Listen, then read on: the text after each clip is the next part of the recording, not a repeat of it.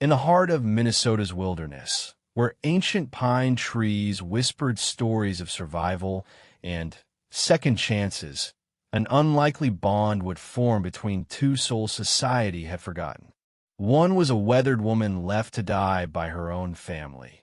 The other a brave Chippewa girl who saw what others couldn't, that sometimes the most broken hearts make the strongest mothers. The autumn wind carried the scent of dying leaves and desperation through the small reservation town of White Earth, Minnesota. Margaret Thompson sat on the wooden steps of the abandoned gas station, her weathered hands clutching a cardboard sign that read, "Will work for food." At 62, her once proud shoulders had curved inward, bearing the weight of a life that had systematically stripped away everything she had ever loved or valued. 3 months earlier, Margaret's world had crumbled in a single devastating week. Her husband of 38 years, Robert, had suffered a massive heart attack while mowing their suburban lawn in Minneapolis. The medical bills consumed their savings faster than fire through dry grass. Within weeks of Robert's funeral, their adult children, Kevin, Sarah, and Michael, had gathered around the kitchen table where Margaret had served them thousands of meals and delivered news that would shatter her remaining faith in family bonds. "Mom, you can't stay in this house," Kevin had said, his voice cold and businesslike. "The mortgage is underwater, and, frankly, none of us can afford to support you. Sarah's got her own kids to worry about. Michael's going through his divorce, and I'm barely keeping my head above water with the business." Margaret had looked from face to face, searching for the children she had raised, the ones she had sacrificed her own dreams for when she dropped out of college to support Robert's education. She found only strangers wearing familiar features. "But where will I go?" she had whispered. The silence that followed was more devastating than any harsh words could have been. Sarah finally spoke, not meeting her mother's eyes. "There's a program for people in your situation. Low-income housing, food stamps. You'll figure it out."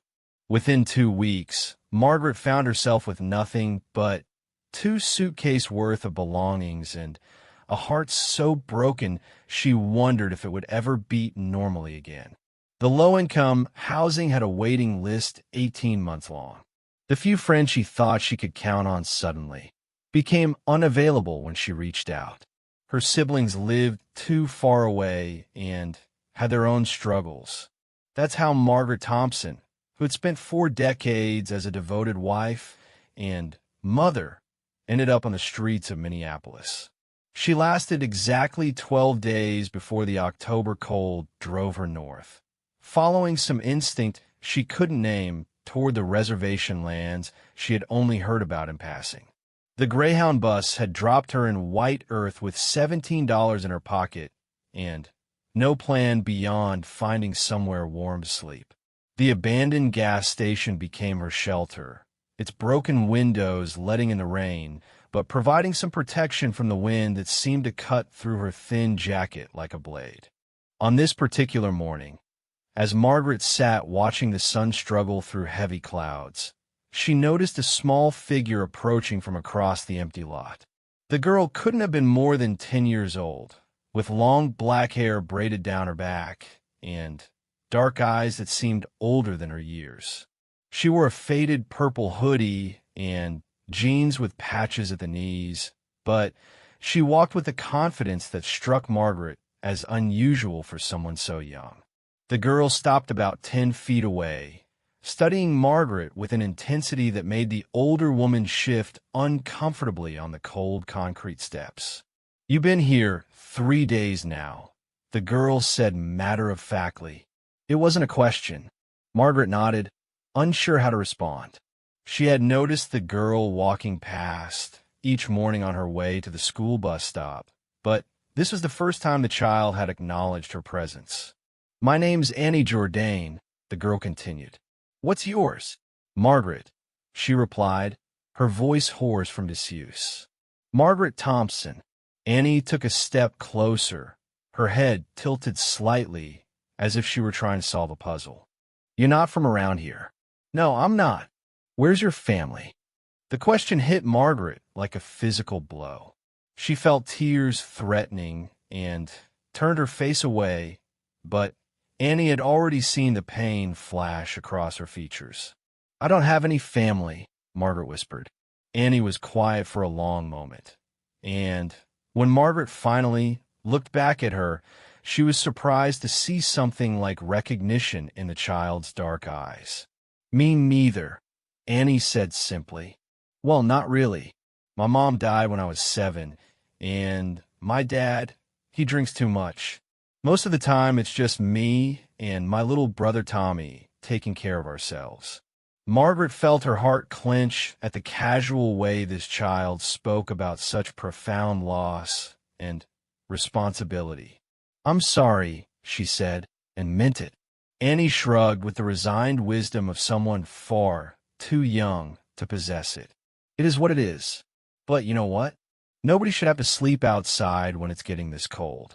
Before Margaret could respond, Annie had turned and was walking away, calling over her shoulder, "I'll be back tomorrow morning. Same time." True to her word, Annie appeared the next day, carrying a paper bag and a thermos. She sat down on the steps beside Margaret without invitation and pulled out 2 sandwiches wrapped in wax paper. "Peanut butter and jelly," she announced, handing one to Margaret. "And coffee.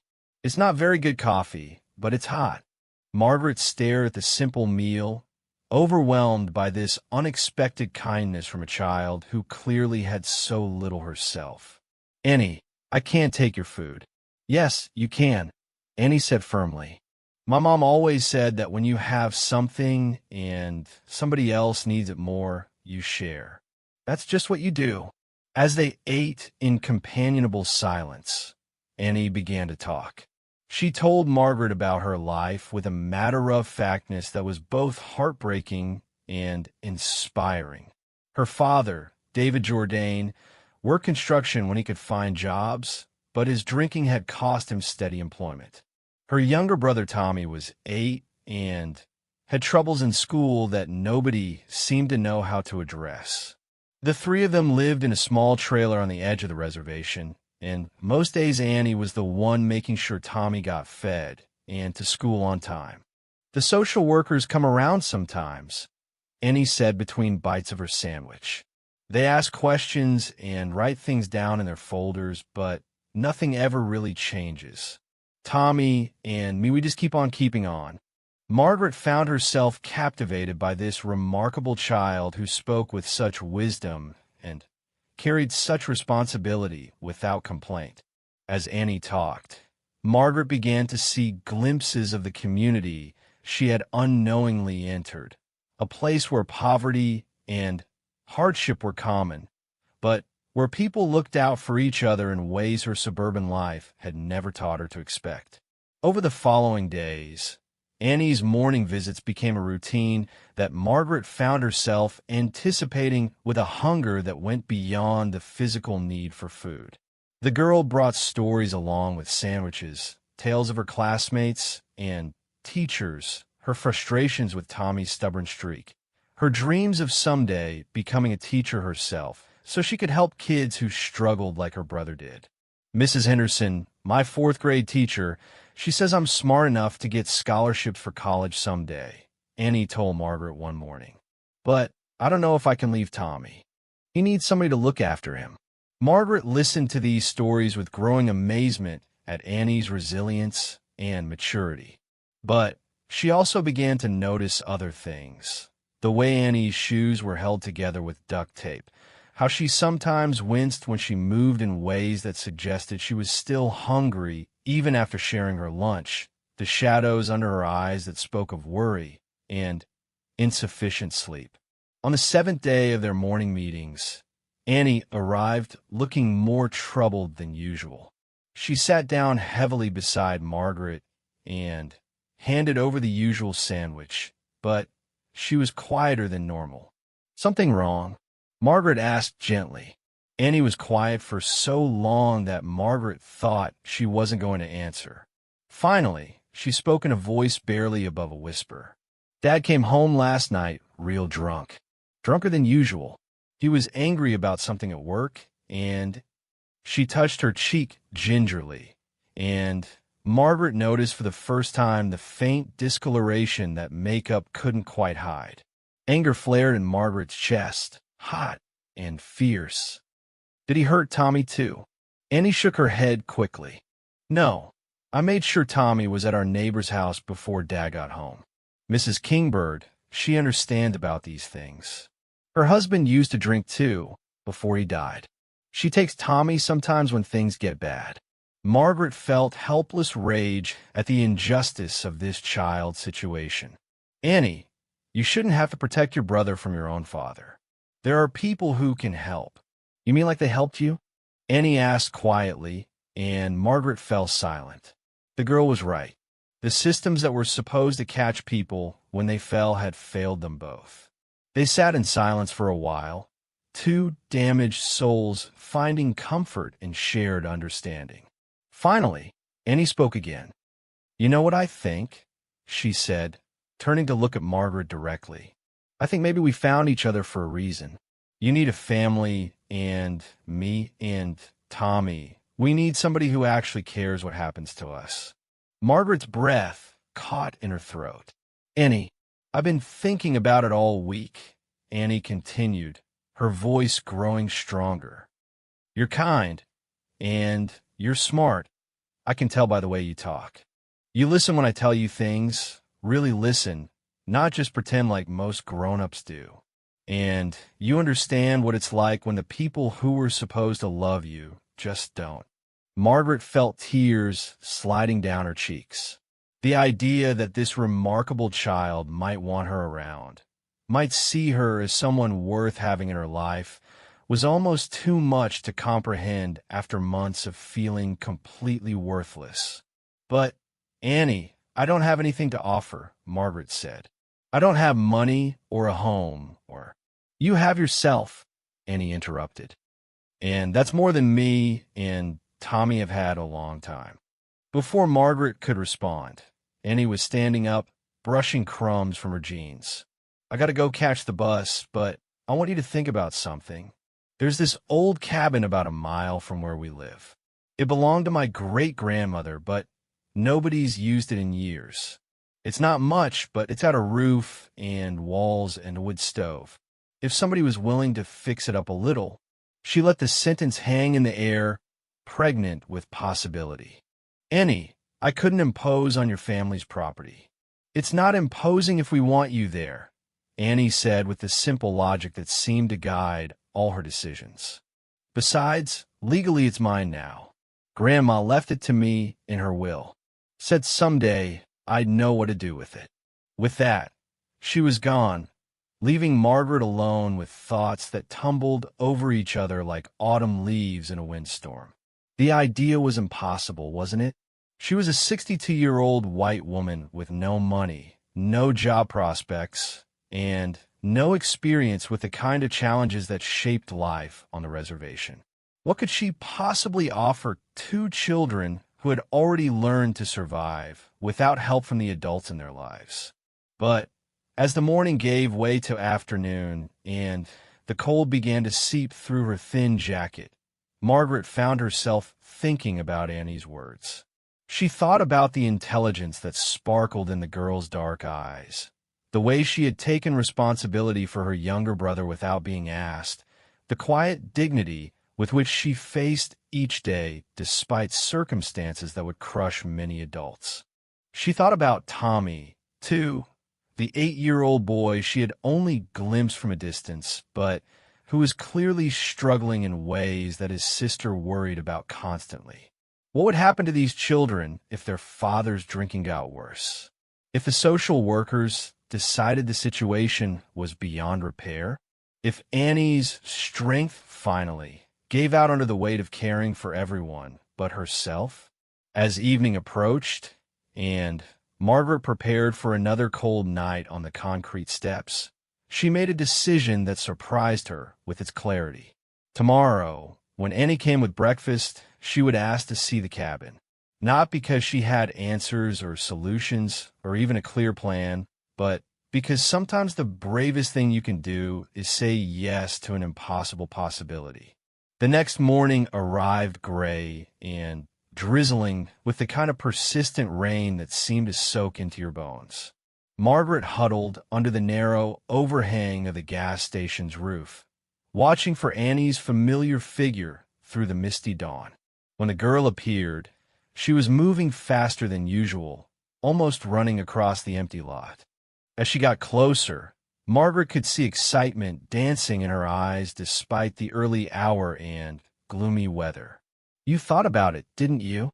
Annie said without preamble, slightly out of breath from her sprint. Margaret nodded, suddenly nervous about the commitment she was contemplating. "I'd like to see the cabin, if you think that would be all right." Annie's face broke into the first genuine smile Margaret had seen from her, transforming her serious features into something purely childlike and joyful. "I knew it," she said. "I just knew you'd say yes. Come on, we can walk there before I have to catch the bus. It's not far." They set off together through the light rain, Annie chattering excitedly about her plans while Margaret tried to calm the butterflies in her stomach. As they walked, the paved road gave way to a dirt path that wound through stands of birch and pine. The air smelled of wet earth and wood smoke, and Margaret found herself breathing deeply for the first time in months. The cabin, when they reached it, was smaller than Margaret had expected, but more solid. Built of weathered logs with a stone chimney. It sat in a small clearing surrounded by tall trees that would provide natural windbreaks in the harsh Minnesota winters. The roof appeared intact, and though the windows were grimy and some of the chinking between the logs had fallen out, the structure looked fundamentally sound. "Great-grandma was born in this cabin," Annie said proudly. "Back in 1924. She lived here until she got married, and then she and my great-grandfather built the house where my dad grew up. She always said this place had good spirits in it, that it protected the people who lived here with respect." Margaret walked around the small building, taking in details that spoke to both its age and its potential. The door hung slightly crooked on its hinges, and several of the window panes were cracked, but these seemed like problems that could be solved with time and effort rather than major obstacles. Inside, the cabin was dim and dusty but surprisingly spacious.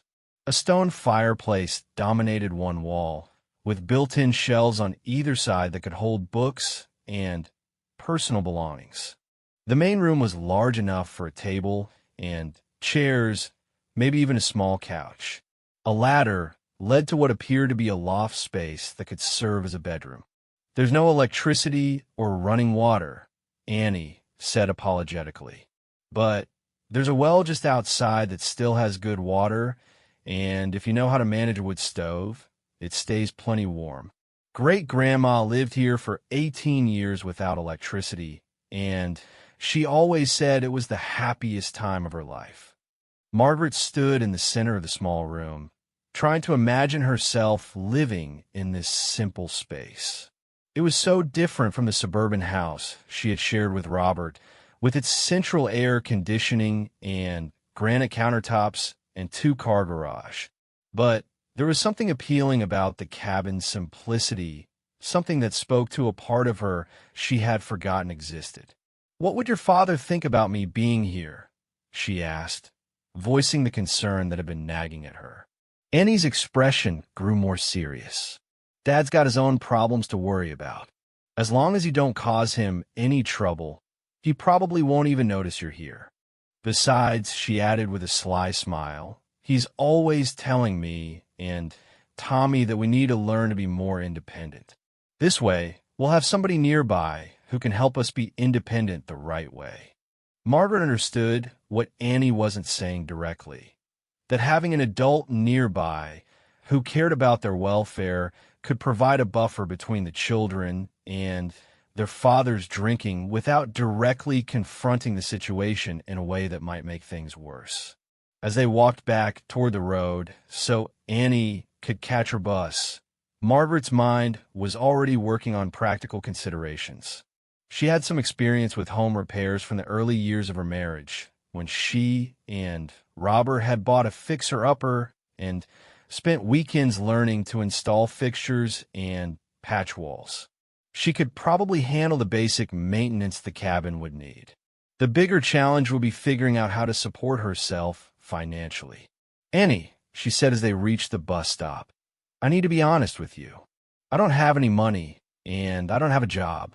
Even if I could get the cabin livable, I wouldn't be able to contribute much to taking care of you and Tommy." Annie looked at her with that disconcerting adult wisdom again. "Margaret, do you know how to cook real food? Like actual meals from ingredients, not just stuff from boxes and cans?" "Yes, I do." "Do you know how to help with homework and make sure kids brush their teeth and wear clean clothes to school?" "Yes." "Do you know how to tell when somebody's running a fever or needs to see a doctor?" "Yes." Annie nodded as if this settled the matter. "Then you got plenty to contribute. Me and Tommy, we've been taking care of the money stuff already. What we need is somebody who knows how to take care of the people stuff." The school bus was approaching, its yellow bulk moving slowly down the wet road. Annie gathered her backpack and started toward the stop, then turned back. "There's one more thing," she said. If you decide to stay and be part of our family, you gotta promise me something. You gotta promise you won't leave just because things get hard or weird or different from what you're used to. Me and Tommy, we can't take another person walking away from us. If you're gonna be our mom, you gotta be our mom for keeps." The word mom hit Margaret like a thunderbolt. She had been thinking in terms of helping, of being useful, of having a place to belong. But Annie was offering something far more profound and terrifying, the chance to be needed and loved again, to have children who chose her rather than merely tolerating her presence. "I promise," Margaret heard herself say, and was surprised by the strength in her own voice. Annie's smile could have powered the entire reservation. "I knew you would," she said. "I'll bring Tommy to meet you tomorrow after school. And Margaret, welcome home." As the bus pulled away and Margaret began to walk back to the cabin that was apparently going to be her new home, she felt something she hadn't experienced in months: hope. It was a fragile, tentative feeling, like the first green shoots pushing up through snow. But it was real, and it was growing stronger with each step she took toward an uncertain, but suddenly possible future. The next afternoon found Margaret standing in front of the cabin with a borrowed hammer in her hand and a determination she hadn't felt since her college days. She had spent the morning at the tribal community center where a kind woman named Rose Kingbird had helped her apply for a food assistance card and connected her with a local program that provided basic supplies to people trying to get back on their feet. Rose had also given her something more valuable than material goods: information about the community she was joining. The White Earth Reservation was home to the Chippewa tribe, also known as the Ojibwe or Anishinaabe people. It was a place where traditional values still held strong, where taking care of elders and children was considered not just a responsibility, but an honor.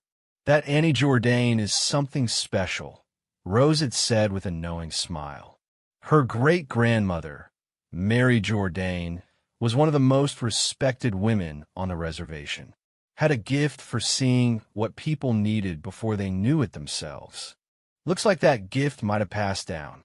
Now, as Margaret worked to repair the cabin's front door, she found herself thinking about what Rose had said. Was it possible that Annie's intuition about their mutual need was more than just childhood optimism?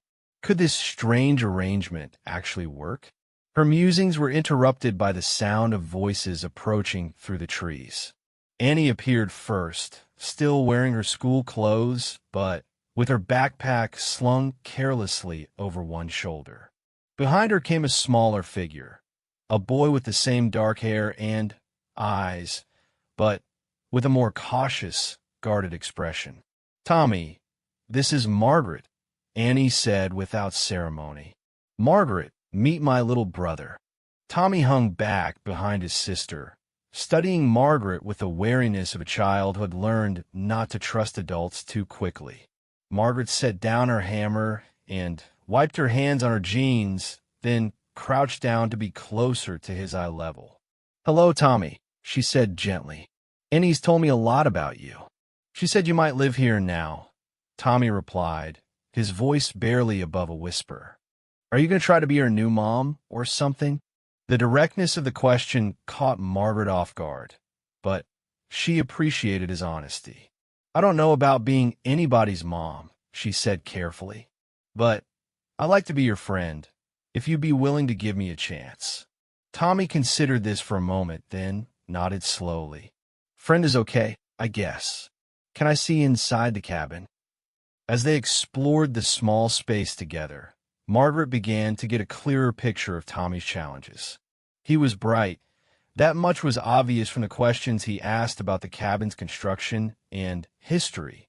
But he also seemed to have trouble focusing on any one thing for very long, his attention jumping from the stone fireplace to the ladder leading to the loft to a spider web in the corner.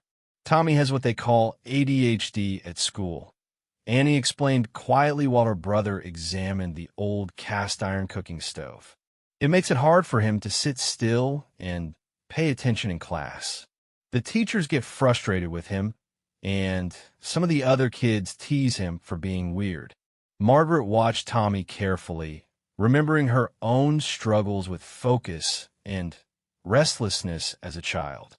In her generation, such behaviors had simply been dismissed as being difficult or not trying hard enough.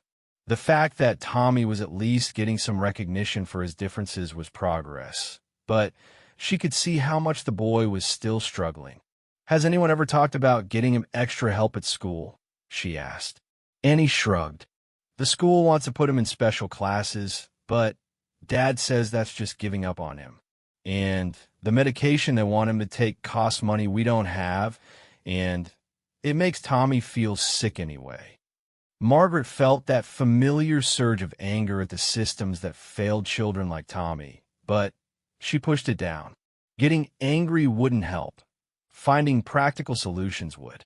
Over the next hour, as they worked together to clean years of dust and debris from the cabin, Margaret began to understand the dynamics between the siblings.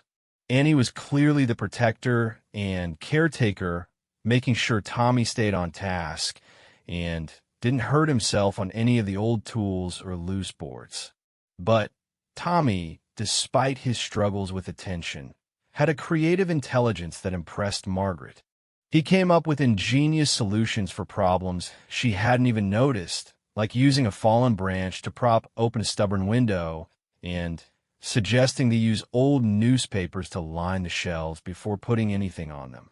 "You know," Margaret said to Tommy as he carefully swept mouse droppings from a corner, "I could use some help fixing up this place. Would you be interested in being my assistant?" Tommy's face lit up in a way that transformed him completely. "Really? You want me to help?" "Absolutely. I can see you have good ideas about how things should work. Besides, Annie tells me you're very good with your hands." It was true. As they worked, Margaret noticed that Tommy had excellent fine motor coordination despite his difficulties with sitting still and focusing on schoolwork. He could thread a piece of wire through a tiny hole on his first try, and his instinctive understanding of how mechanical things functioned was remarkable for a child his age. As the afternoon wore on, Margaret found herself relaxing in a way she hadn't in months. There was something deeply satisfying about physical work that had a clear purpose and visible results. More than that, though, was the growing sense that she was where she was supposed to be.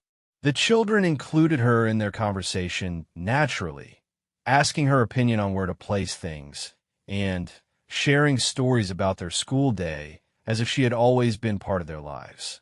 When the sun began to set and it was time for Annie and Tommy to head home for dinner, Margaret felt a pang of loneliness that surprised her with its intensity. "Will you come back tomorrow?" she asked, trying to keep the neediness out of her voice. "Of course," Annie said matter-of-factly.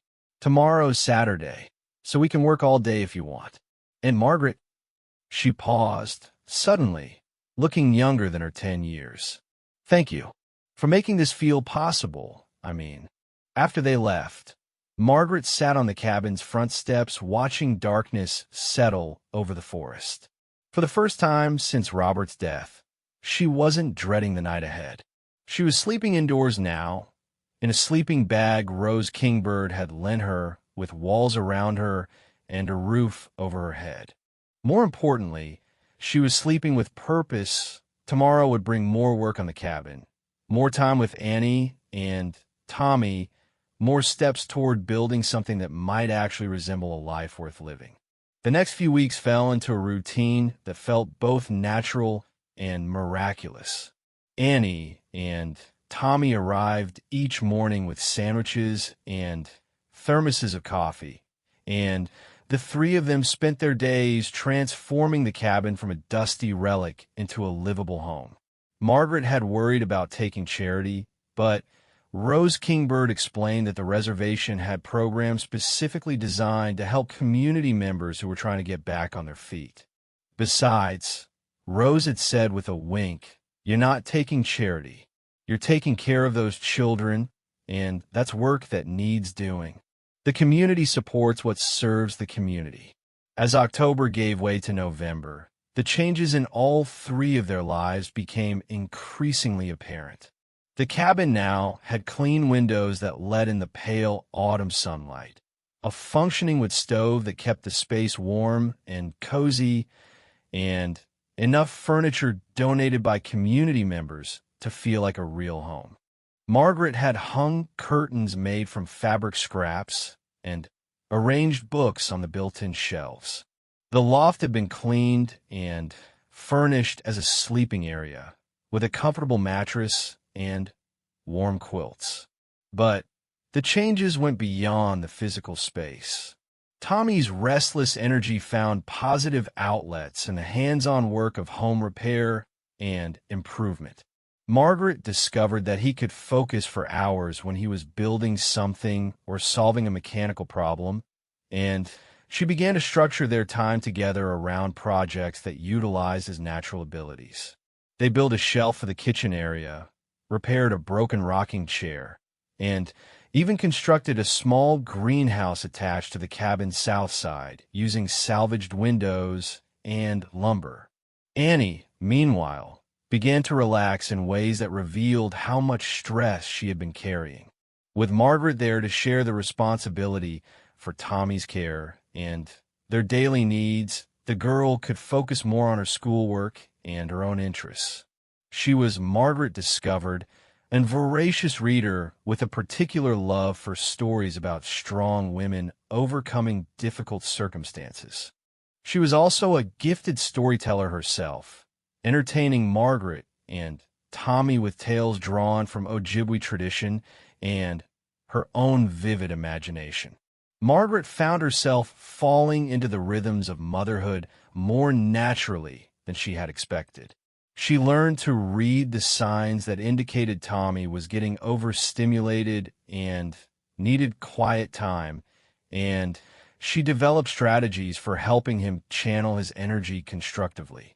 She also learned to appreciate Annie's fierce independence, while still providing the emotional support the girl clearly needed, but had been too proud to ask for. Most surprising of all was how much she was learning about herself. Living simply in the cabin, focused on the basic necessities of shelter, food, and human connection, Margaret discovered strengths and capabilities she had forgotten she possessed. She could split wood efficiently, coax reluctant appliances back to life, and stretch a dollar further than she had ever imagined possible. More importantly, she found that she had an intuitive understanding of what children needed to thrive, not just material needs, but emotional ones as well. The first real test of their new family arrangement came on a cold November evening when David Jourdain arrived at the cabin drunk and belligerent. Margaret was helping Tommy with his homework, while Annie prepared a simple dinner of canned soup and grilled cheese sandwiches when they heard heavy footsteps on the front porch. "Where the hell are my kids?" David's voice was thick with alcohol and anger as he pounded on the door. Margaret saw the fear that immediately appeared in both children's faces. Annie's controlled and Tommy's wide-eyed and panicky. She made a quick decision that surprised herself with its certainty. "Annie, take Tommy upstairs to the loft and stay there until I tell you it's safe to come down," she said quietly but firmly. "But, Margaret, he's our dad," Annie protested, though she was already moving toward the ladder. "And I'm going to talk to him." "Go on." Margaret waited until she heard the children settle in the loft before opening the door. David Jourdain was a tall, lean man who might have been handsome when sober, but alcohol had left its mark in broken capillaries across his nose and a looseness around his eyes that spoke of too many mornings trying to remember the night before. "You must be David," Margaret said calmly. "I'm Margaret Thompson." "I know who you are," he slurred. "You're the crazy white lady who thinks she can just move in and take over my kids." Margaret stepped outside onto the porch, pulling the door closed behind her. She wasn't afraid, exactly, but she was alert and ready to protect Annie and Tommy if necessary. "I'm not trying to take over anything," she said evenly. "Your children needed help, and I was in a position to provide it. They're still your children, David. I'm just trying to make sure they have what they need to be safe and healthy." "Don't you tell me about my kids," David said, swaying slightly as he jabbed a finger in her direction. "I've been taking care of them just fine without some interfering old woman sticking her nose where it don't belong." Margaret looked at this man who had contributed to creating two remarkable children, but seemed incapable of recognizing their worth or meeting their needs. She felt a complex mixture of anger, pity, and determination. "Have you eaten dinner?" she asked unexpectedly. The question clearly caught David off guard. "What? Have you eaten today? You look like you could use some food." David stared at her suspiciously. "Why do you care?" "Because you're Annie and Tommy's father, and that makes you important to me. Come inside and let me make you something to eat. We can talk about how this arrangement works for everyone." For a moment, Margaret thought he might accept the offer. She could see the hunger and exhaustion behind the anger, the pain of a man who knew he was failing the people he loved but didn't know how to do better. But then his pride reasserted itself, and his expression hardened again. "I don't need anything from you," he said, backing away from the porch. "And I don't want you filling my kids' heads with ideas about how things should be different. They're my responsibility, not yours." With that, he turned and stumbled back into the darkness, leaving Margaret alone on the porch with her heart pounding and her mind racing. After a few minutes, she heard Annie's voice from inside the cabin. "Margaret, is it okay to come down?" When the children emerged from the loft, both looking shaken but trying to hide it, Margaret gathered them close and tried to project a calm she didn't entirely feel. "Is Dad going to make us come home?" Tommy asked in a small voice. "I don't know," Margaret answered honestly. "But whatever happens, we'll figure out together, okay?" Annie nodded, but Margaret could see the fear in her eyes. Not fear of physical harm, but fear of losing this sanctuary they had built together, this chance at something better than mere survival. That night, after the children had gone home, and Margaret was alone in the cabin, she found herself making a decision that would have seemed impossible just a few months earlier. If David Jourdain tried to separate her from Annie and Tommy, she would fight for them. Not in a legal sense, she had no rights and no resources for that kind of battle, but in every other way that mattered. She would prove to him, to the community, and to anyone else who questioned their arrangement that these children were safer, healthier, and happier with her in their lives. The opportunity to prove herself came sooner than expected. 3 days later, Annie arrived at the cabin in tears, with Tommy trailing behind, looking confused and upset. "What happened?" Margaret asked, immediately alert to the distress in Annie's voice. "Tommy got in trouble at school again," Annie sobbed. "He couldn't sit still during math class, and when Mrs. Peterson told him to stop fidgeting, he got frustrated and knocked over his desk. She sent him to the principal's office, and they called Dad to come pick him up." Margaret felt her heart sink. She could imagine how that conversation had gone, with Tommy's struggles being interpreted as defiance rather than symptoms of a condition he couldn't control. "Dad was so mad," Annie continued. "He told the principal that Tommy was just making excuses and being lazy, and that he'd teach him to behave. When we got home, She gestured toward Tommy, who had been unusually quiet. Looking more closely at the boy, Margaret could see the telltale signs. The way he held himself carefully, the reluctance to move freely, the shut-down expression that indicated he had retreated somewhere deep inside himself to escape pain. "Tommy," Margaret said gently, crouching down to his level, "can you show me what hurts?" Slowly, reluctantly, Tommy pulled up his shirt to reveal dark bruises across his ribs and back. Margaret felt rage rise in her throat like bile, but she forced herself to remain calm and gentle. "Okay," she said quietly. "We're going to take care of this. Annie, do you know if your father is home right now?" "He left after it happened. Said he was going to Shooters to have a drink and think about what kind of discipline Tommy needed." Margaret knew Shooters. It was the bar on the edge of the reservation where men like David Jourdain went to drown their failures and frustrations. If he was drinking heavily, he probably wouldn't be home until very late, if at all. "All right," she said, making another decision that felt both terrifying and absolutely right. "Tommy, you're going to stay here tonight. Both of you are. And tomorrow we're going to figure out how to make sure this never happens again." As she helped Tommy out of his clothes and into a warm bath to soak his bruised body, Margaret found herself thinking about the promises she had made. She had promised Annie she would be there for keeps, that she wouldn't abandon them when things got difficult. She had promised herself she would fight for these children if necessary. Now she was going to find out if she had the strength to keep those promises, even if it meant taking on a system that had failed them all, and a father whose pain had made him dangerous to the children he should have been protecting. That night, as Annie and Tommy slept peacefully in the loft while Margaret kept watch by the dying fire, she made plans. She would contact Rose Kingbird first thing in the morning. There had to be resources available, people who could help intervene without making things worse.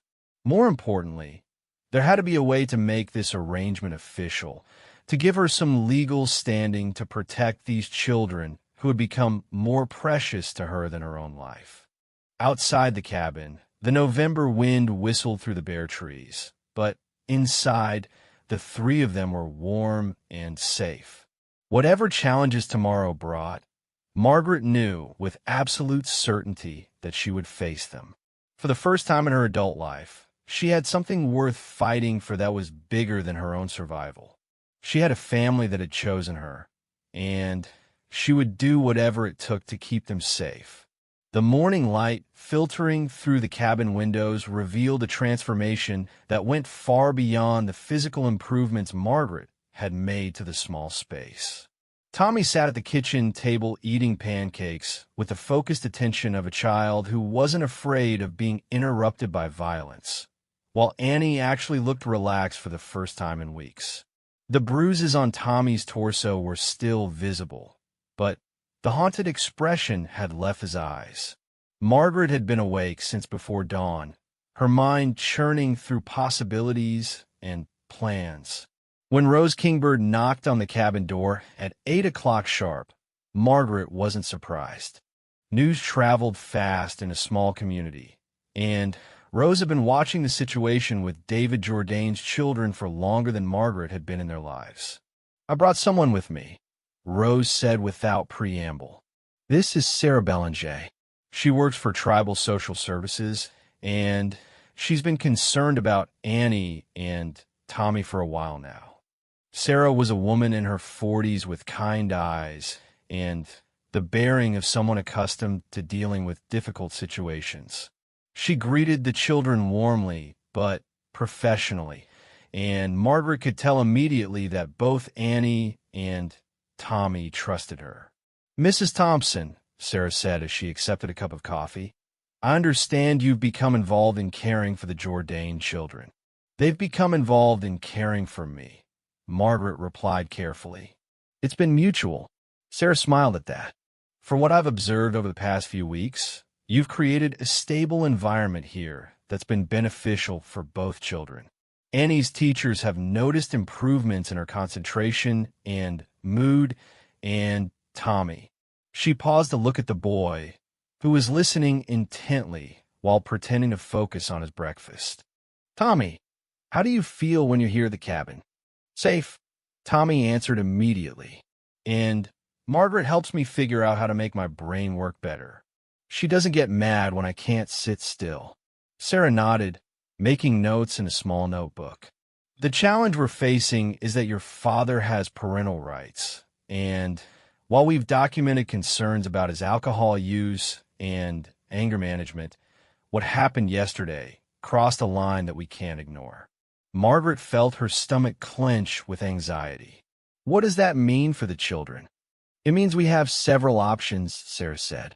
"We can remove them from their father's custody temporarily while we work on getting him into treatment programs. We can arrange for formal kinship care with relatives. Or," she paused meaningfully, "we can explore the possibility of placing them with someone who has already demonstrated the ability to provide appropriate care." The implication hung in the air like morning mist. Margaret looked from Sarah to Rose to the children, all of whom were watching her with expressions of hope mixed with fear. "I don't have any legal relationship to them," Margaret said slowly. "I'm not a relative. I don't have money or official credentials." "You have something more valuable," Rose interjected. "You have their trust and their love. And you've proven that you can provide what they need." Sarah leaned forward slightly. "There's a process for emergency placement with non-relatives in cases where children are at risk. It would require background checks, home evaluations, and ongoing supervision from our department. It wouldn't be permanent initially, but if everything went well." She left the sentence unfinished, but the possibility was clear. Annie, who had been unusually quiet during this conversation, suddenly spoke up. "What about Dad? What happens to him?" The concern in her voice reminded Margaret powerfully of the complexity of their situation. Despite everything David Jourdain had put his children through, Annie still loved him and worried about his well-being. It was a testament to her generous heart and also a reminder that any solution would need to address the family's needs holistically. "Your father would have opportunities to get help," Sarah explained gently. "Treatment for his drinking, counseling to help him manage his anger, parenting classes to teach him better ways to discipline you kids. If he took advantage of those opportunities and demonstrated real change, he could earn back full custody rights. And if he doesn't?" Annie asked, though her tone suggested she already knew the answer. "Then we'd work toward finding you and Tommy a permanent home with people who can give you what you need to grow up safe and healthy." The next few hours were a whirlwind of phone calls, paperwork, and official procedures that Margaret had never navigated before. Sarah arranged for a colleague to conduct an immediate home evaluation of the cabin, while Rose helped Margaret understand what would be expected of her as an emergency placement guardian. The most important thing, Sarah explained, is that you understand this isn't temporary babysitting. If you take on this responsibility, you're committing to advocating for these children's needs, working with their school and medical providers, and potentially dealing with ongoing conflict with their father.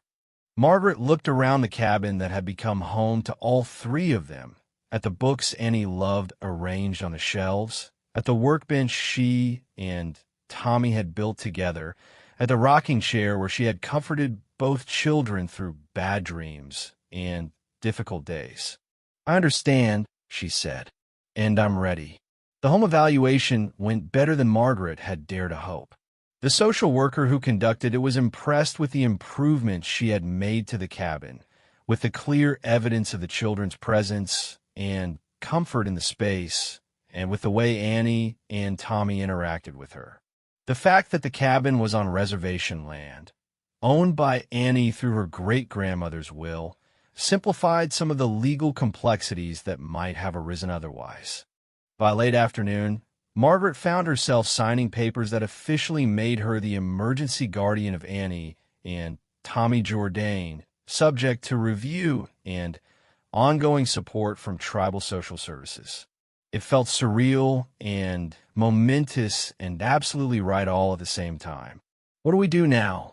Annie asked as Sarah and the other officials packed up their paperwork and prepared to leave. "Now we keep doing what we've been doing," Margaret said.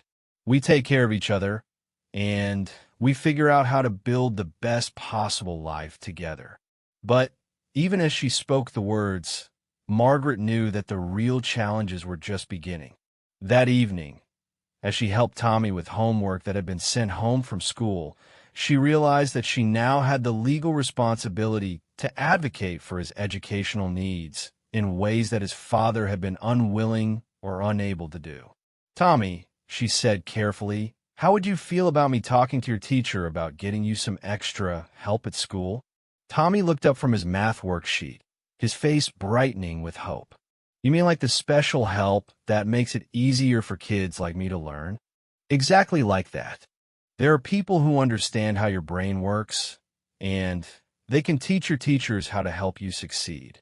Over the following weeks, Margaret threw herself into learning everything she could about advocacy for children with attention and learning differences.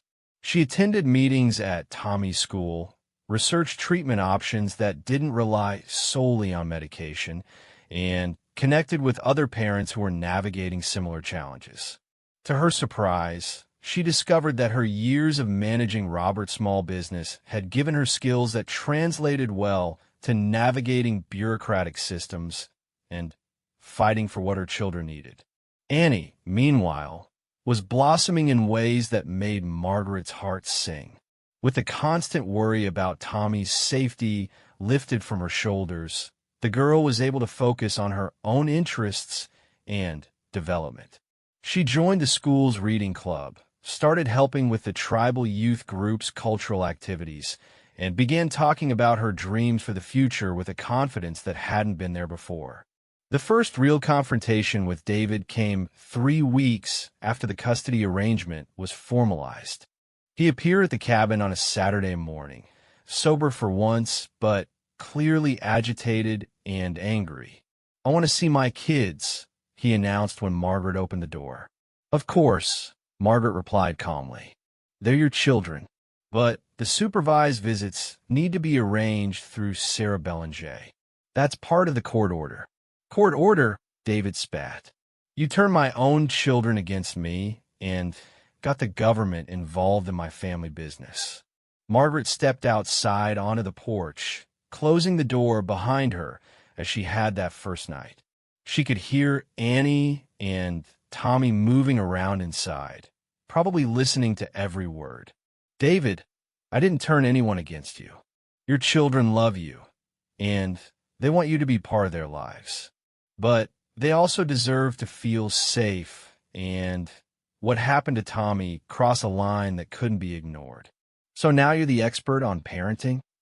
His voice was bitter, but Margaret could hear the pain underneath the anger. No, I'm not an expert.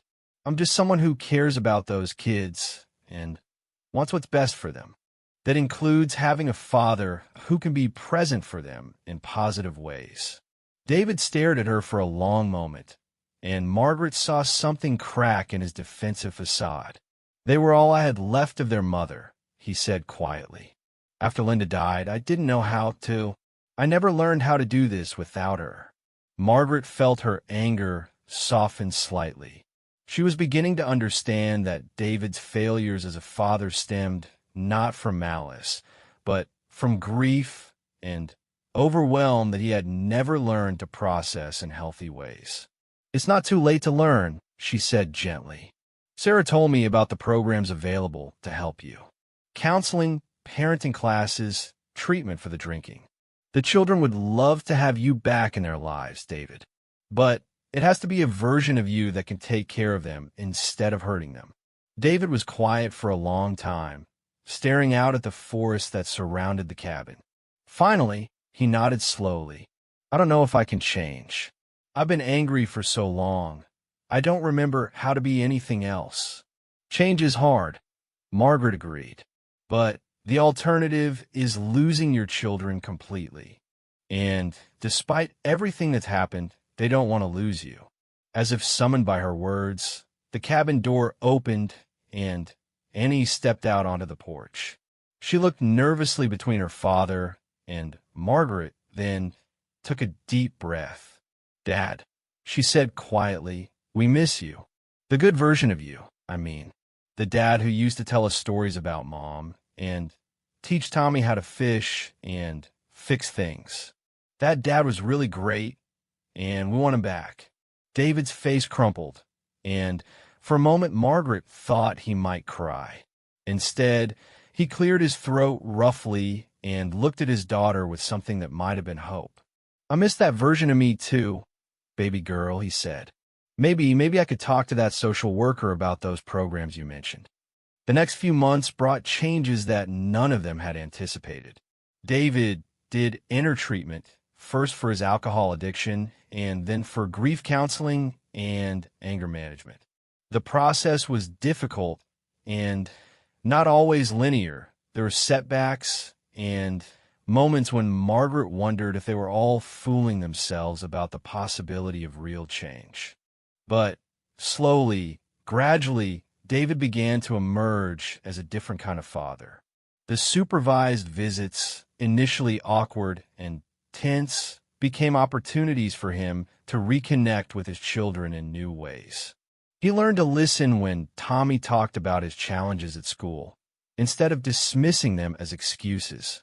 He began to appreciate Annie's strength and maturity without expecting her to carry adult responsibilities.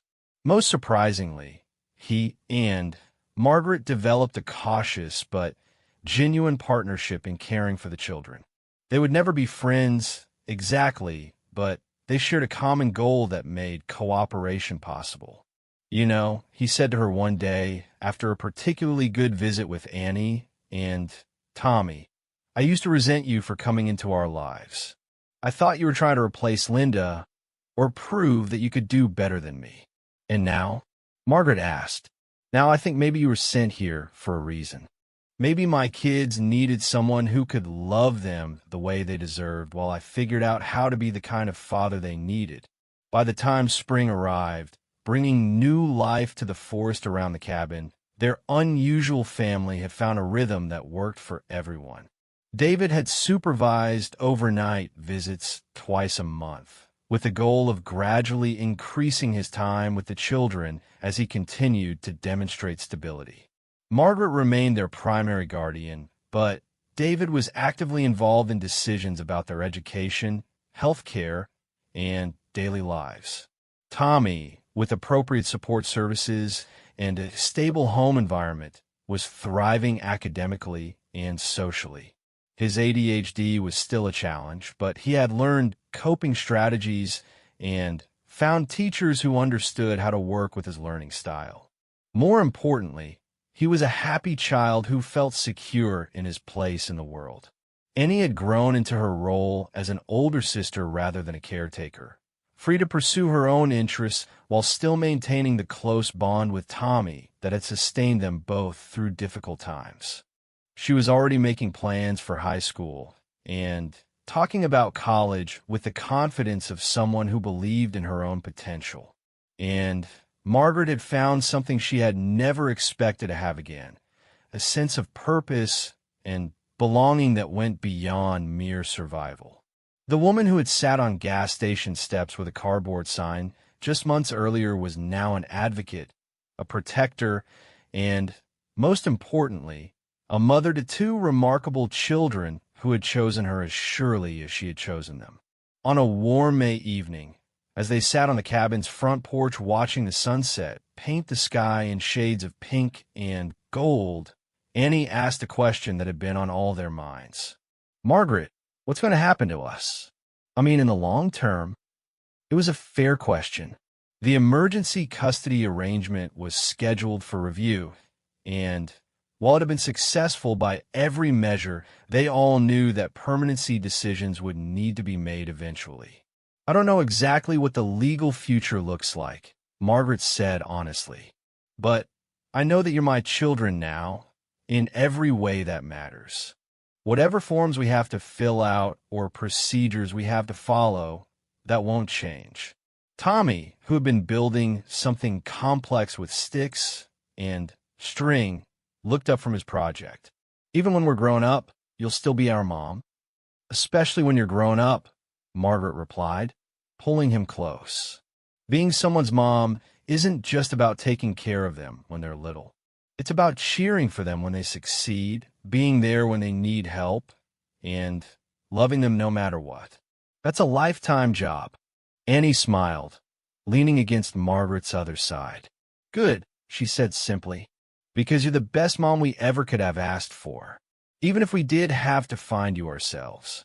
As the stars began to appear in the darkening sky above their small clearing, Margaret reflected on the journey that had brought them together. She had come to White Earth with nothing, no money, no home, no hope for the future. She had been prepared to survive, nothing more. Instead, she had found two children who saw past her circumstances to the person she could become when someone needed her to be strong. They had offered her not charity, but partnership, not pity, but love, not a place to exist, but a reason to thrive. The abandoned woman had become the chosen mother, and in saving two children who desperately needed her, she had saved herself. Sometimes the most beautiful families were the ones that formed not from biology or law, but from the simple recognition that people needed each other and were willing to do whatever it took to make that recognition into reality. In the end, that was all any family really was: people who chose to take care of each other through good times and bad for as long as they had together. Margaret had learned that love wasn't about deserving or earning or being perfect. It was about showing up, staying present, and never giving up on the people who mattered most. As they made their way inside the cabin that had become their sanctuary, their home, and the foundation for all their dreams, Margaret knew with absolute certainty that she was exactly where she belonged. For the first time in her life, she was not just surviving or existing, but truly living. And it had all started with a brave little girl who looked at a broken woman sitting on gas station steps and said the words that changed everything: "She'll be our mom."